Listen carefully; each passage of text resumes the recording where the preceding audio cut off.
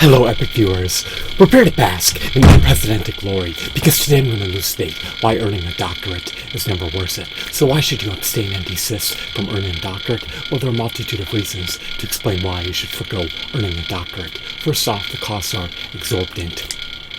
Not only do you have to incur student debt, but the interest accrues in the principal. This is a deleterious issue. Why? Well, it encroaches on your REM sleep and causes agony. It stresses you out. The interest compounds, the principal constantly amplifies, and you become an indentured, indigent, destitute, impoverished servant that's forced to work in perpetuity just to be able to pay off their debt. So it's a bleak, grim, unfortunate outcome. The tuition costs of attending a doctoral program are hefty, to say the least, and relatively unaffordable. So it's quite a shame and quite a pity, but it is what it is. The stipend pays a pittance, and it can only help you defray your debts by so much. So it's unfortunate, but it is what it is. And even if you pursue a doctorate, there's no guarantee that you'll earn a doctorate. You could fail at any given moment. The workload is unbearable, and it's just eminently stressful, to say the least. So you need to be able to cope with ineffable stress and have a high tolerance to handle the stress if you want to be able to complete a doctoral program. The second reason is that you may have a doctorate, but may be less likely to get a job post earning your doctorate. So, best case scenario, let's just hypothetically pretend that you earned a doctorate, finished it under 4.0 GPA, like I have. You might be less likely to get hired. So, why would this outcome transpire in your life if you're highly educated, revered, and well accomplished? Well, the employer may think that you're overqualified, and may think that you may have too much leverage over them. In other words, they want someone who they can retain as an employee. Employee turnover costs are exorbitant. They don't want someone working for them who's overqualified and overaccomplished. It will deter them from hiring you if you have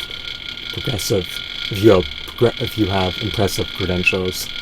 So, in other words, you may be less apt to get a job that you're overqualified for, which is a salient issue because you need a constant stream of income just to be able to pay your bills and stay afloat and maintain sustenance. So that's the second reason. And another reason, the third reason, is this criterion of progressive credentialism. In other words, depending on your doctorate, you may have to attend seminars and take tests in perpetuity just to renew your license. So it's quite a shame and quite a pity, but it is what it is. It essentially relegates you to a life of a student forever if you want to maintain your job that requires a doctorate. Now, if you have a PhD, if you have a DBA, if you have an EDD, you don't have to go to school in perpetuity. But the university that you're employed with may require you to constantly take more classes so that you could be qualified to teach more courses. To teach graduate courses, you need a doctorate plus a minimum of 18 credits in the field the desire to teach. But there was another issue that I wanted to address. Once you're done with your doctorate, after you've severely indebted yourself, after you're submerged in debt, you also have to constantly get published just to be eligible to apply for professorships. And if you attain a professorship, it's a contractual job, so every 2 months you have to renew the contract, and the turnover times are quite quick, to say the least. You have to respond to students within a 24-hour time window. You have to grade assignments within a 48-hour time window. So it's agonizing.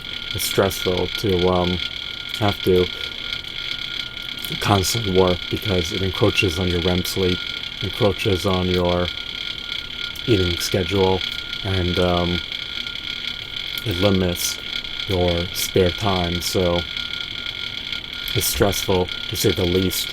And if you're looking for a job that helps you alleviate stress, then look elsewhere other than pursuing a job that doesn't pay any passive income.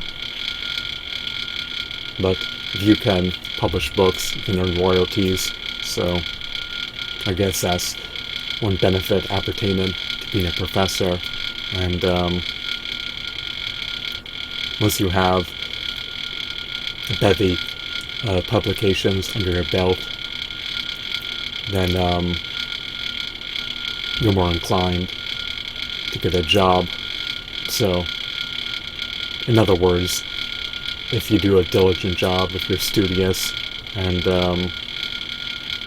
if you put in your dues when you're younger, then hopefully life should be a bit easier as you age. Now, the publication requirements can be burdensome and onerous, to say the least. Academic journals have a low acceptance rate of 10 to 25%, and conducting research studies is not only time-consuming, but it's highly expensive. People are disinclined to be subjects of your research study unless you pay for their time. So it's quite onerous, it's quite burdensome, but it is what it is. So those are some of the reasons appertaining to why pursuing a doctorate, at least in 2018, is never worth it. Just to review, to recapitulate, the costs are exorbitant, the agony is unbearable, and will force you to not only work in perpetuity, but to also take seminars and take tests in perpetuity and constantly ramp up your education. Some jobs that require a doctorate may not require you to constantly take tests, nor require your credentials, but a vast amount of them do, so just be wary of that. So